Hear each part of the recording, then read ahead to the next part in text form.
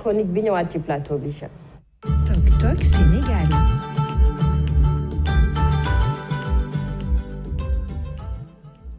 Le Sénégal est donc un beau champion, un très beau champion.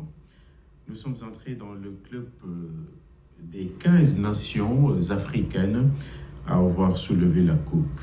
Le pays pilote, notre pays donc, est fidèle à son histoire.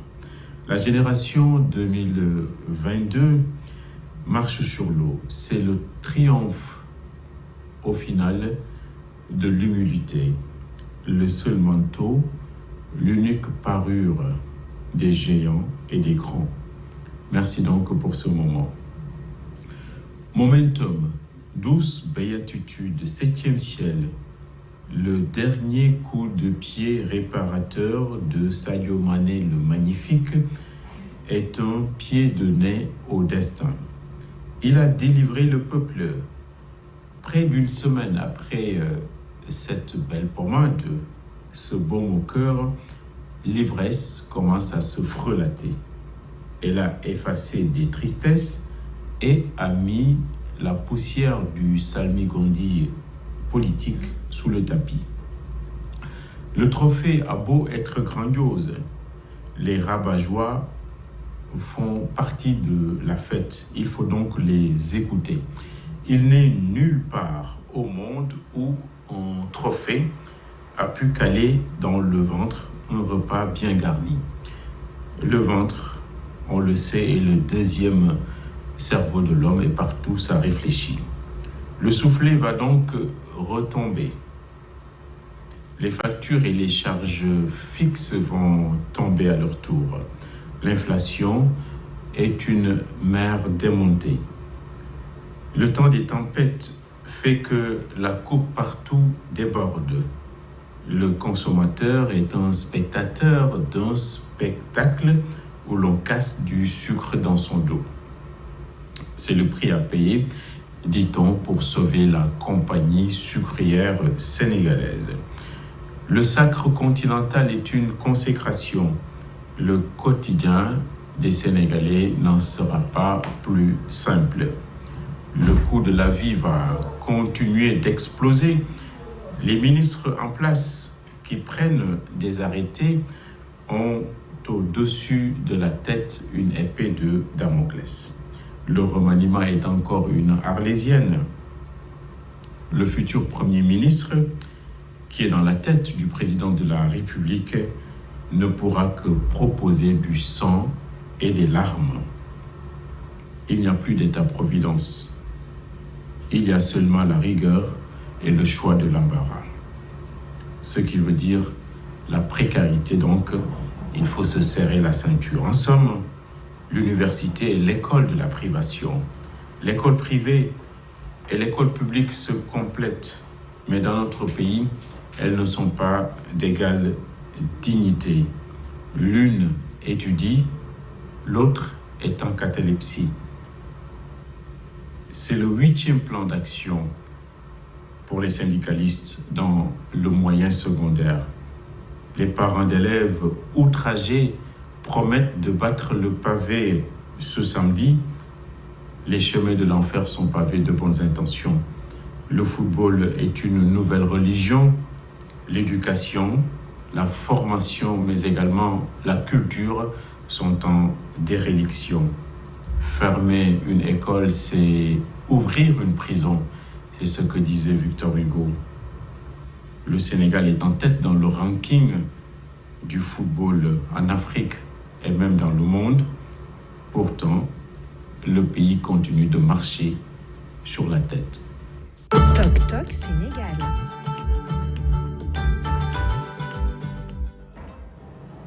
La chronique signée Assane Gueye. Assane Gueye mu fekk si ñu si plateau matinal d'information Tok Tok Sénégal. Assane maa ngi lay nuyu. waaw ñu ngi lay fay soxna Aminata.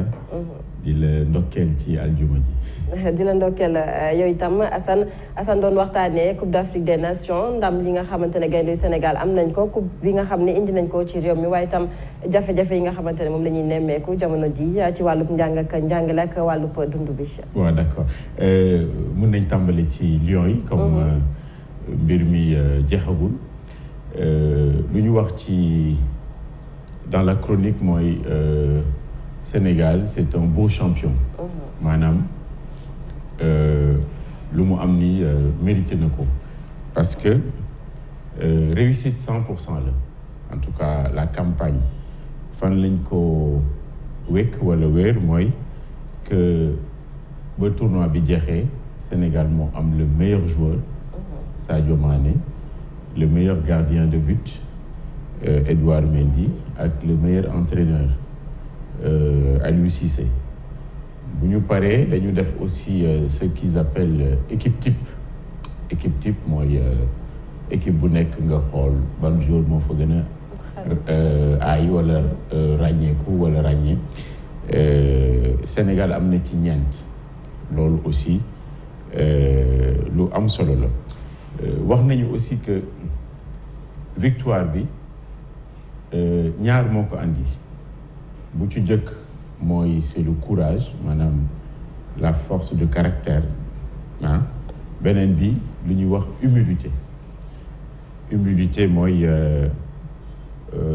booy dox ci suuf nga bañ di bajantu maanaam simplicité ñaar yooyu c'est très très important tubaab bi nee na l'humilité c'est le manteau des géants ça boo ko defee muy sa arme rek yàlla mën na def nga dem fu sori loolu yëpp lu am solo la am na beneen aspect aussi mooy accueil bu ñu fi gis gëjoon nañ ko gis 2002 yaakaar naa bii sax moo gën a exceptionnel parce que non seulement dañu ñëw ak la coupe 2002 finale rek la ñu demoon ñu ñàkk au tir au but mais bii dañ ñëw non seulement ak la coupe mais aussi la population est encore plus jeune, elle est plus importante, moo tax et puis elle est plus satisfaite aussi moo tax mu accueillir leen.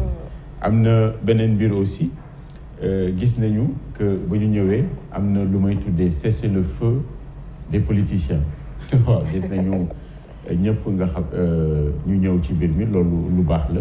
am na aussi ay discours yu bëri yu ñu fa dégg yoo xam ne relativement ou assez brillant am na solo am na les gens ont aussi wax nañu aussi mbiru xaalis ak foofu les 50 millions déjà am na un début de polémique nee nañu que am na ci biir conflit d'intérêt ñi dugal ci ñu ci bokkul ak yu kenn xamul yooyu yëpp il faut ñu xool ko parce que mën na gàkkal li nga xam ne moom la ñu dund ci fan yi parce que xaalis daal fu mu dugg rek mën na fa andi ay problème voilà c'est ça loolu nag moo doon aspect yu ñu jàpp ci Lions yi ñëpp ñu ngi koy rafetlu ak tout ça mais à côté de ça il y a la vie chère parce que veille finale bi la ñu gis benn arrêté ministériel ministère du commerce disant que sucre en poudre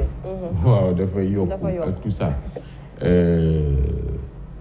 c'est partout dans le monde fu mu nekk nii booy xool parce que intrant yeeg le fret maanaam bateau yu andi kii bi yëpp seen ay njëg dafa yokku fii nag ni ñu ko expliquer mooy c'est pour sauvegarder l'industrie l'outil industriel bu ñuy wax nag outil industriel ci suukar fii Sénégal compagnie sucrière sénégalaise la ñuy xalaat non seulement pour sauver ko boo ko sauver di nga am ay di nga sauver ay emploi également parce que ñoom nee nañu que intrants yi ñuy utiliser lu mel ni ay engrais pour def la canne à sucre yooyu yëpp dafa yokku de 300%.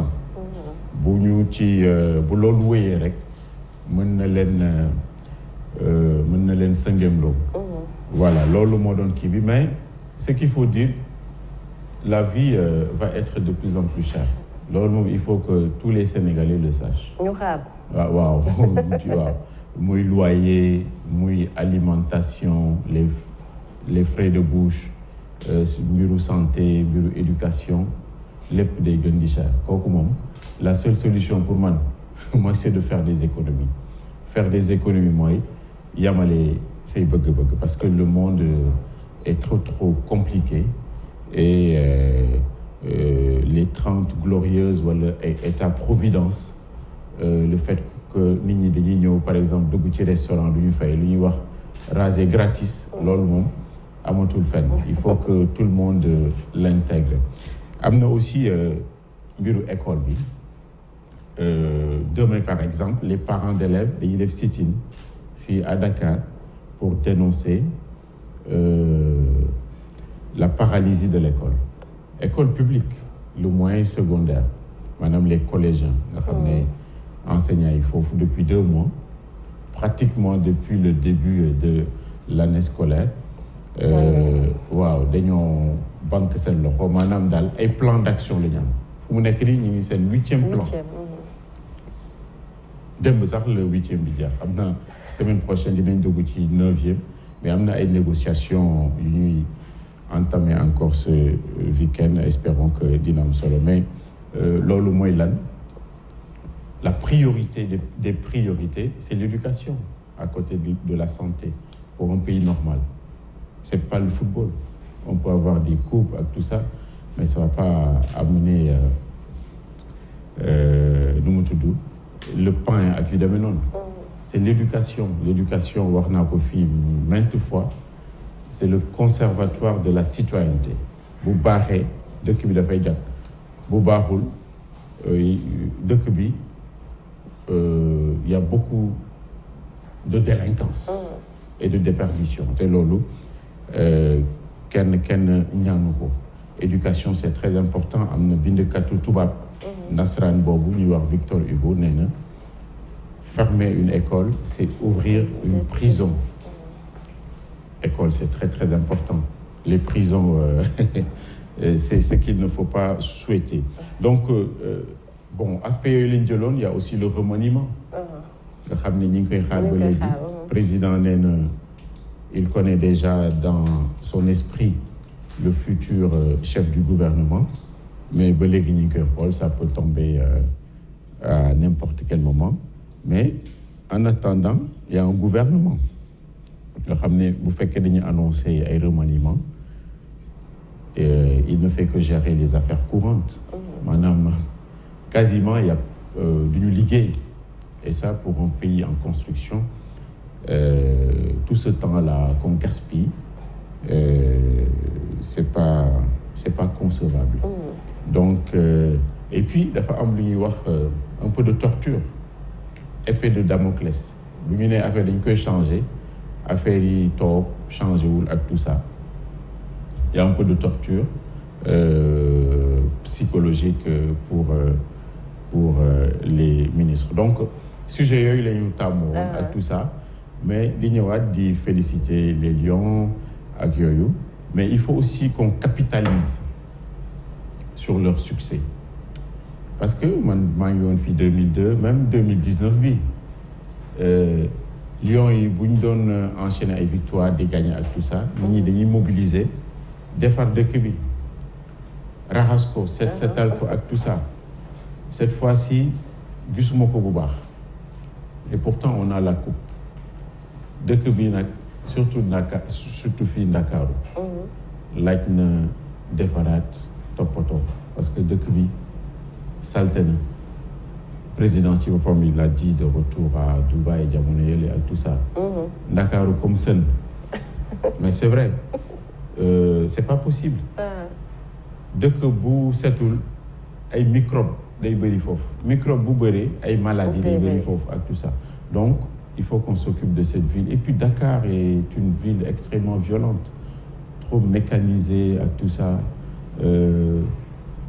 faut dem ay auto ak tout ça te la voiture nit ñi dañu xamul c'est une arme